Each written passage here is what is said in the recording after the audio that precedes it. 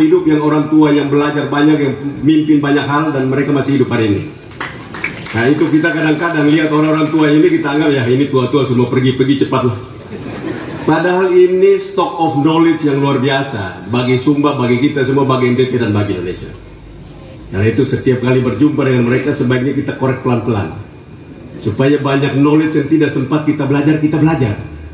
Jangan merasa bahwa kita lebih pintar, karena banyak hal yang tidak sempat kita tahu, dan itu menjadi sebuah informasi yang sangat berguna bagi kita dalam menjelajahi kehidupan kita di dunia ini. Bapak Ibu semua yang saya hormati, dalam situasi seperti ini ada dua isu besar yang ingin saya sampaikan. Yang pertama, isu secara global, ada isu pangan dan energi yang kita menghadapi krisis yang luar biasa. Yang kedua, ada isu secara nasional dan juga lokal tentunya, NTT dan juga Sumba, yaitu kemiskinan, stunting, khususnya Nusa Tenggara Timur, kekerasan terhadap perempuan yang begitu tinggi dari seluruh provinsi Indonesia.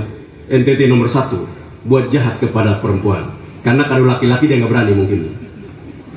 Ini pesan yang di dalam momentum yang baik ini pada saat sidang Sinode GKS yang ke-43, di mana usia yang 75 tahun itu akan memberikan banyak kita pengetahuan. Dan oleh karenanya saya ramu di dalam suatu hukum yang Yesus perkenalkan, kasihlah Tuhan Allahmu dengan segenap hatimu dan dengan segenap akal budimu, dan kasihlah sesama manusia seperti dirimu sendiri. Saya sering tanya kepada pendeta dan para pengikut Yesus, coba kasih tunjuk saya bahwa kau ada di surga sekarang. Hampir semua rata-rata, bagaimana nanti kalau mati baru kita tahu itu. Saya bilang kalau mati baru tahu berarti hidupmu sia-sia dong.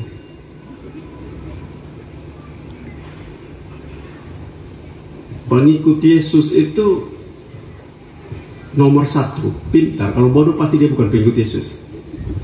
Sebelum konstitusi Indonesia itu dideklarasikan, di sana ada amanat mencerdaskan kehidupan bangsa.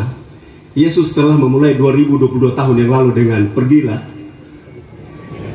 ajarilah mereka jadi muridku. Itu pesan membangun kecerdasan. Sebelum konstitusi Indonesia menyatakan mencerdaskan kehidupan bangsa Indonesia. Jadi kita harus bangga bahwa jauh sebelum itu terjadi, Yesus merintah kita untuk mencerdaskan kehidupan bangsa. Jadi kalau siapapun yang mendeklar dirinya sebagai pengikut Yesus dan kelihatan bodoh, udah dapat dipastikan dia bukan. Atau yang memimpinnya tidak sedang mengajarkan dia dengan baik.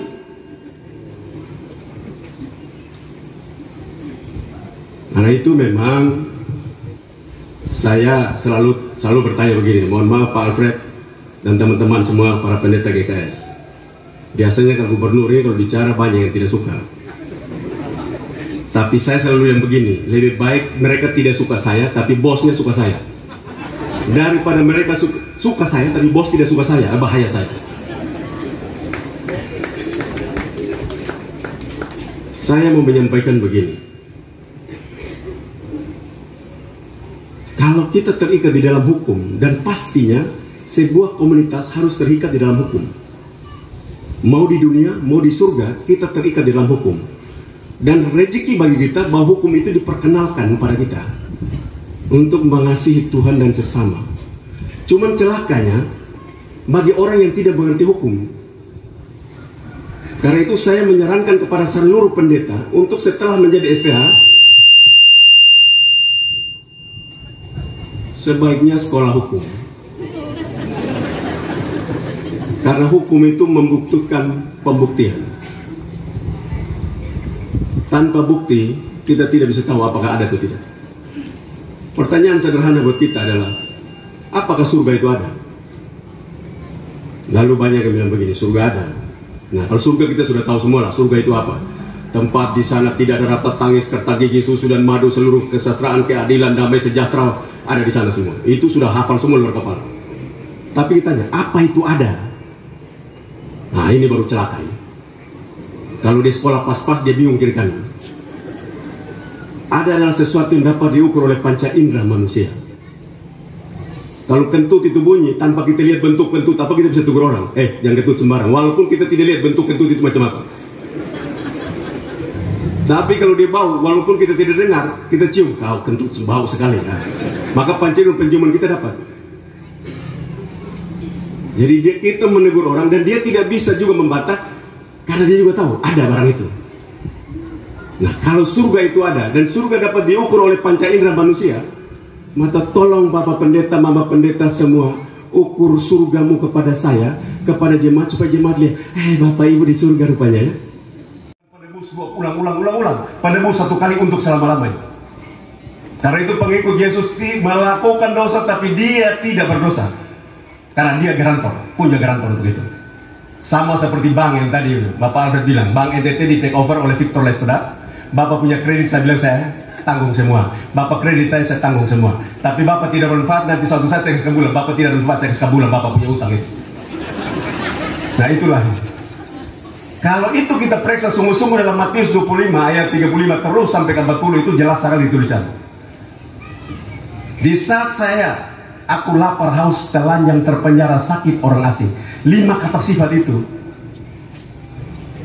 Terpenjara, lapar, haus, itu tanaman tidak pernah tumbuh. Tanahnya banyak, hujan datang, tidak tanam apa-apa, tanganga terus. Baru bilang miskin berdoa ke Tuhan, Tuhan bilang kau mampus dan tidak saya.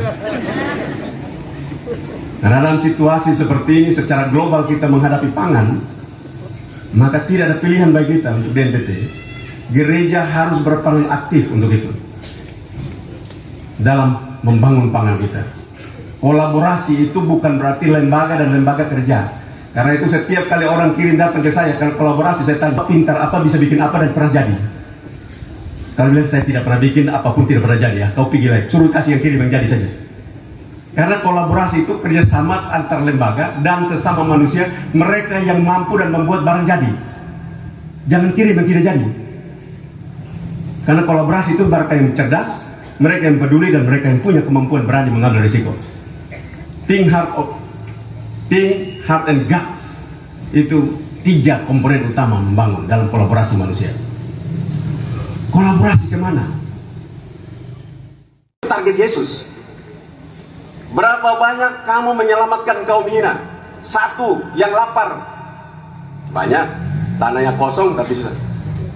Dan paling banyak di Sumba ini terpenjara dan orang asing. Terpenjara sosial, infrastruktur, terpenjara kesehatan, terpenjara pengetahuan, pendidikan. Orang asing karena sosial dan budaya. Ada hambanya, hamba yang tidak boleh sekolah. Bagaimana mau ke surga? Kalau tetap merapu tidak apa-apa, kita tidak boleh against itu. Tapi kalau dia Kristen masih ada hamba di rumah dan tidak boleh sekolah, celaka luar biasa itu.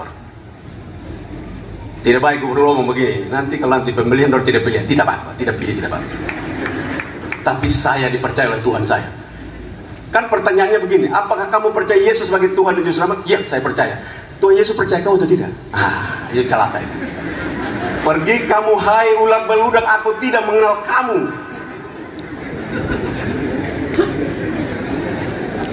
Di saat aku lapar, haus, telanjang, terpenjara, sakit, orang asing, kamu tidak pernah mengurus aku. Dan Yesus bilang, bila kamu melakukan kepada salah satu saudaraku yang hina ini, kamu melakukan untuk aku, dan kamu akan masuk bersamaku dalam rumah raja tersebut. Perintahnya gampang loh. Bila kamu juga tidak melakukan untuk aku, kamu akan dihukum bersama iblis dan para pengikutnya. Jadi masuk surga dan tidak masuk surga itu dari sekarang kita tahu. Ada pendeta yang datang, kita lihat, tiap hari kita lihat dia, ini hidup buat diri sendiri, sudah bilang ulang-ulang bantu orang pun tidak mau, hidup makan buat diri sendiri, simpan uang sendiri, makan sendiri, keluarga sendiri. Begitu mati, pendeta datang, jangan bilang telah kembali ke Bapa di surga, jangan. Sudah kita tahu, Matius 25 ayat 35 sudah mengarahkan kita, orang ini ke neraka. Masa kita bilang dia ke surga? Kan tidak mungkin. Ini yang bilang Yesus, bukan saya loh. Bukan saya. Orang ini banyak hamba di rumahnya, tidak sekolah, menderita lahir batin. Lalu waktu dia mati kita datang bilang telah kembali ke rumah Bapa di surga. Oh, tidak mungkin. Tidak mungkin. Kalau saya nggak ada, salah kamu. Dia tidak mungkin. Dia menuju iblis dan para pengikutnya. Dihukum di sana. Bapak sedang ke surga. Jalan Bapak menuju surga. Kalau Bapak tidak mau juga tidak apa, karena kami tahu Bapak ke neraka. Saya pastikan itu dari sini. Bukan sebagai gubernur, pengikut Yesus yang sejati, saya katakan Bapak menuju neraka. Yang kedua, seluruh lahan persiapan untuk ditanam pada musim hujan ini. Kerjasama gereja Hope banyak tentang kolaborasi untuk membangun pangan dan energi. Sumba adalah salah satu pulau yang terbaik yang mempunyai irigasi matahari tertinggi di Indonesia. Maka kita menyiapkan, saya telah lapor Bapak Presiden untuk membangun energi matahari. Kita harap di Pulau Sumba ini. Mau dimanapun Pulau Sumba ini, seluruhnya mataharinya baik. Sumba Timur, Sumba Tengah, Sumba Barat, Sumba Barat Daya, seluruhnya mataharinya baik. Karena itu, Bapak Presiden telah memerintahkan kepada Dirut PLN, dan mereka sekarang lagi studi. Kita harapkan dalam akhir tahun ini, tahun depan awal tahun, Bapak Presiden telah letakkan batu pertama untuk pembangunan energi terbarukan tenaga matahari di Pulau Sumba ini. Kita sedang mengalami krisis global energi dan pangan, dan Sumba bila itu dibangun, itulah janji ke depan. Tapi percuma kalau itu dibangun lalu kita menjadi penonton sejati. Karena itu anak-anak itu jangan kasih sekolah pendeta terus. Anak-anak juga jangan sekolah insinyur yang gak keruan itu. Sekolah tentang energi baru terbarukan, supaya kita tidak hanya jadi penonton sejati, tapi kita berperan dalam itu. Kita punya masalah pada masalah bagaimana kita mengatasi ilmu masa depan itu dengan baik. Dan kita menyiapkan itu. Kita bersyukur bahwa hari ini dengan kerja yang belum kolaborasi dengan baik, kita Nusa Tenggara Timur termasuk provinsi dengan tingkat penurunan kemiskinan cepat tertinggi dari 10 provinsi yang ada. Mungkin Indonesia Timur diwakili oleh NTT saja. Jawa Timur, Jawa Tengah, Jawa Barat, DKI, Jawa Timur, Jawa Tengah, Jawa Barat, Jogja, menuju Sumatera, Sumatera Utara, Jambi, terus Lampung turun, NTT, lalu kembali ke Sumatera Barat. 10 provinsi dengan penurunan kemiskinan terbanyak. Itu kerja belum rapi semua, sudah banyak turun. 37.000 kita kasih turun kemiskinan di saat kita kena badai Seroja, kena COVID, kena ISF, kita kasih turun 37.000. Tapi kalau kita kerja sinergi antara pemerintah dan gereja sungguh-sungguh, maka bukan 37.000, 300.000 kita kasih turun. Maka kemiskinan Nusa Tenggara Timur, jumlah orang yang miskin 1.120.000 orang itu dalam tempo sekitar 5 tahun, 6 tahun selesai. Maka siapapun yang terlibat dalam proyek itu, terlibat dia dalam proyek itu, suruh tunggu, dia sedang mengerjakan keselamatannya.